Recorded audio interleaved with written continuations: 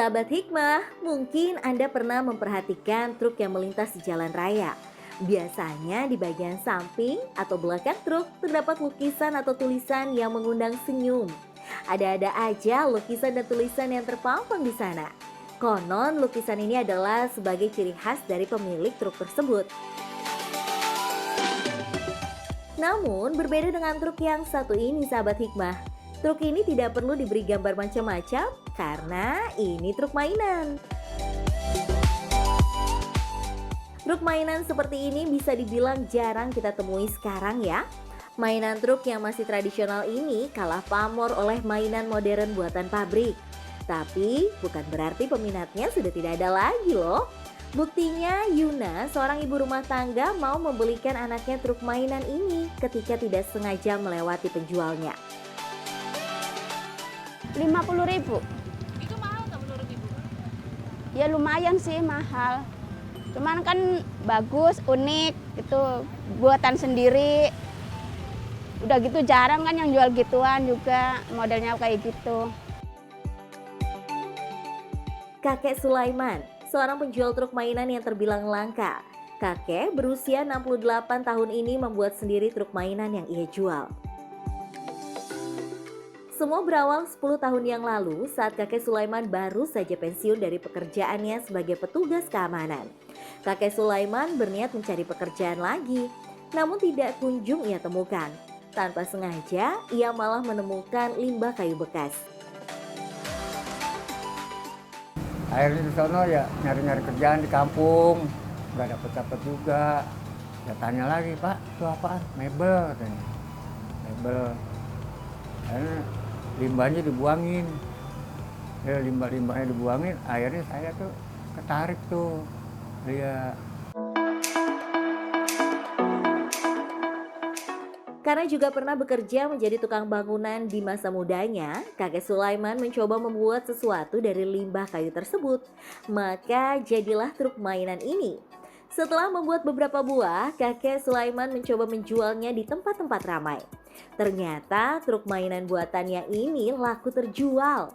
Akhirnya kakek Sulaiman memutuskan untuk menjual truk mainan sebagai ikhtiar dalam mencari nafkah. Di ruang depan rumahnya di Kampung Sumur, Duren Sawit, Jakarta Timur ini, kakek Sulaiman biasa membuat truk mainan ini untuk ia jual. Sang istri, Nenek Suprihatin pun tak pernah ketinggalan membantu sang suami membuat truk-truk mini ini. Pasangan yang sudah menikah selama 55 tahun ini bahu-membahu untuk membuatnya. Biasanya Nenek Suprihatin menggambar pola pada kayu. Pola yang digambar sesuai bentuk potongan kayu yang dibutuhkan untuk membuat truk. Setelah digambar, kemudian kakek Sulaiman akan memotongnya. Ada yang untuk bagian depan truk, bagian pintu, serta bagian-bagian lain. Bagian-bagian ini tidak semua menggunakan kayu yang sama. Total, ada 3 jenis kayu yang digunakan, masing-masing dengan ketebalan yang berbeda. Untuk membuat truk mainan ini, kakek Sulaiman membutuhkan modal sekitar Rp350.000. Dengan modal sebesar itu, kakek Sulaiman bisa membuat 10 buah truk mainan. Setelah dipotong-potong, bagian-bagian ini kemudian disambung sehingga membentuk truk. Setelah itu, Nenek Suprihatin bertugas untuk mengecat truk mainan yang hampir jadi. Selesai dicat, tinggal memasang roda. Nah, truk pun selesai dibuat dan siap dibawa kakek untuk dijual. Karena membutuhkan ketelitian, kakek Sulaiman dan Nenek Suprihatin hanya bisa membuat 4 buah selama 3 hari. Apalagi keduanya sudah tergolong lanjut usia, sehingga pasangan ini memiliki keterbatasan tenaga. Meski sudah lanjut usia, kakek Sulaiman dan Nenek Suprihatin selalu kompak. Mereka selalu bekerja sama dan saling membantu satu sama lain. Emang dia tanggung jawab. Kerja keras dari mulai nikah sampai sekarang tanggung jawab dia. Namanya nggak ada kekerasan, nggak ada ini gitu.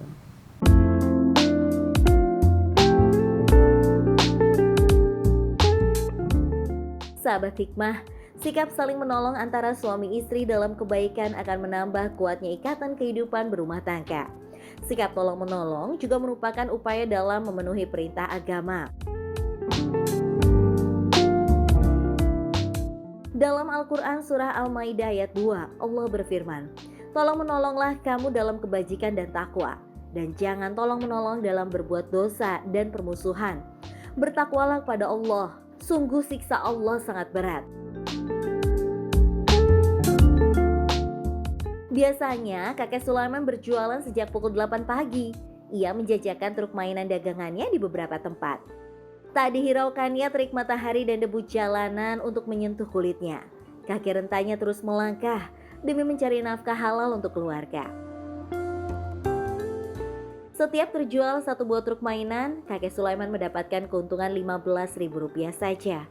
Rata-rata terjual satu buah truk per hari, tapi tak jarang pula berhari-hari sepi pembeli. Ini belum bayar. Jadi sih. Gimana tuh? Ini belum bayar utang makanan udah ngapain. Baru bayar 250.000. Tahu utang berapa? 600 berapa? Ya gimana ya? Kalau warung dekat, kalau warung jauh sih nggak tahu deh utang di mana. 15.000 per hari itulah rata-rata penghasilan kakek Sulaiman. Bagi sebagian orang mungkin sangat kecil nilainya. Akan tetapi bagi kakek Sulaiman dan nenek Suprihatin, nilai ini cukup berarti untuk menyambung hidup mereka. Berapapun hasilnya selalu mereka syukuri. Tapi rezeki Allah yang ngatur kan. Iya, udah dibagi Allah, dapat aja rezeki itu. Iya. Kakek Sulaiman sebenarnya punya 10 orang anak. Akan tetapi mereka pun masih hidup dalam kekurangan. Kakek pun tidak ingin menggantungkan hidup dari anak-anaknya karena ia masih mampu berusaha.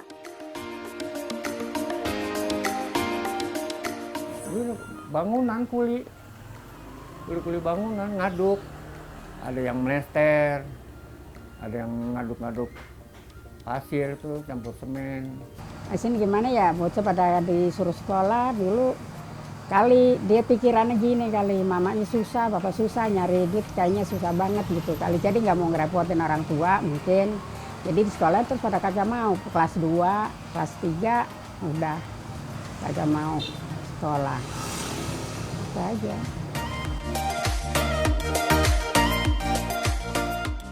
Kakek Sulaiman mengaku tidak pandai mengaji. Ia hanya menghafal surat-surat pendek di dalam Al-Quran saja. Akan tetapi hal ini tidak menyurutkan semangatnya untuk beribadah. Sebaliknya, kakek Sulaiman tak pernah putus berzikir untuk terus mengingat Allah Subhanahu wa Ta'ala. Kalimat tasbih dan tahmid tidak pernah lepas dari lisannya. Iya kalau sholat, kalau sulus, subhanallah, subhanallah, subhanallah, subhanallah. Dikir gitu ya? Iya, dikir. Ya Allah, ya Allah, ya Allah, ya itu minta lah. Kenapa tuh Pak? Biar kenapa? Iya, supaya minta biar berkah nih, dagangan biar cepat laku. Ini semuanya Allah yang punya. Kita cuma usaha doang. Iya.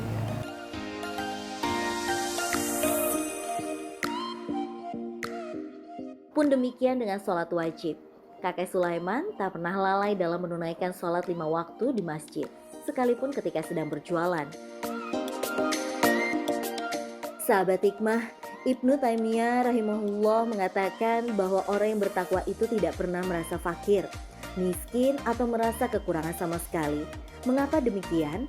Karena Allah Ta'ala berfirman dalam Al-Quran surat Al-Falaq ayat 2 dan 3. Barang siapa bertakwa kepada Allah, niscaya dia akan mengadakan baginya jalan keluar dan memberinya rezeki dari arah yang tidak disangka-sangka.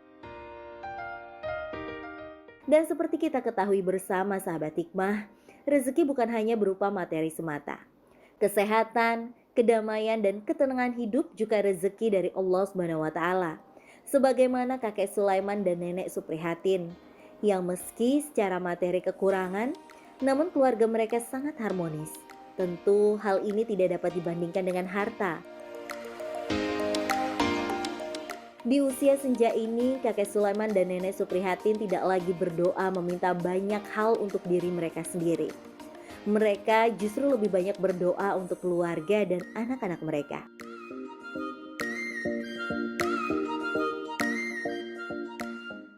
Ya minta kesehatan lah, kasih kepanjangin umur, minta kesehatan, biar gampang rezekinya, ke keluarga semua, cucu-cucu, anak-anak.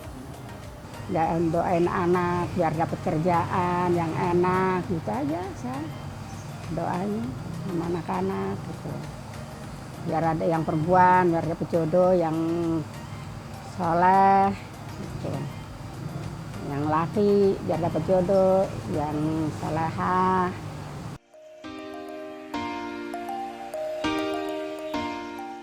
Sahabat hikmah, ketika melihat kehidupan Mak Mua dan kakek Sulaiman, mungkin kita merasa bahwa mereka adalah orang-orang yang hidup kekurangan. Tapi sebenarnya belum tentu demikian. Di dunia mungkin mereka hidup kesusahan, namun dengan keikhlasan dan kesabaran mereka dalam menjalaninya, bisa jadi mereka justru lebih beruntung di akhirat kelak. Kesabaran dan keikhlasan mereka menjadi tabungan amal soleh yang kelak akan menyelamatkan mereka dari siksa api neraka. Karena bukankah kehidupan di dunia ini hanya sementara saja, sedangkan yang kekal adalah hidup di akhirat nanti. Semoga kita semua sampai ke tempat tujuan akhir yang Allah Subhanahu wa taala janjikan, yang penuh dengan kebahagiaan, yang luasnya seluas langit dan bumi. Amin amin ya robbal alamin. Menggali hikmah, menuai berkah.